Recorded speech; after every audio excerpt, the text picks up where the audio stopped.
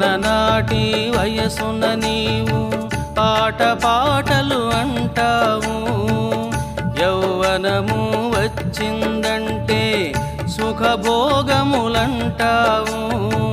ముసలితనము వచ్చిందా రోగ బాధలు అంటావు, పోయే కాలము వచ్చిందంటే నా కర్మని అంటావు, పోయే కాలము వచ్చిందంటే నా కర్మని అంటావు.